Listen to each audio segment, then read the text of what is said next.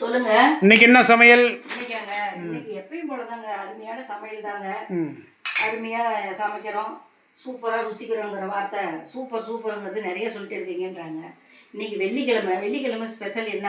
Non veg யாருமே எடுக்க மாட்டாங்க. அது எடுப்பாங்க, ஒரு சிலர் எடுத்து சாப்பிடுவாங்க. எங்கள் வீட்டிலே கூட சாப்பிடுவாங்க, ஆனால் நான் சாப்பிட மாட்டேன்.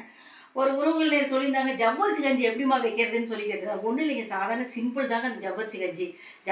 ஜவ்வரிசி வந்து நல்லா 2-3 தடவை அலசிட்டு ஒரு ஒரு அரை டம்ளர் ஜவ்வரிசிக்கு வந்து 2.5 டம்ளர் தண்ணி வச்சு அடுப்பில் வச்சு நல்லா வெந்ததும் அதை அப்படியே இறக்கி வச்சுட்டு ஒரே ஒரு 2 வரமிளகாய், கொஞ்சம் கடுகு, கருவேப்பிலை போட்டு தாளித்து அதில் கொட்டிட்டு அதை நல்லா ஆற வச்சிடணும். அந்த ஜவ்வரிசி கஞ்சி நல்லா ஆற வச்சுட்டு அதுக்கப்புறம் தயிர் எடுத்து நல்லா மோராக தண்ணி ஊற்றோன்னா நல்லா அந்த கெட்டி இல்லாத நல்லா மோர் மாதிரி கலக்கி அதை எடுத்து அதில் ஊற்றி உப்பு கொஞ்சம் போட்டு லைட்டாக கலக்கி குடிச்சு பார்த்துட்டு அதை சாப்பிட்டா உடம்பு குண்டாக இருக்கிறவங்க இளைக்கும்.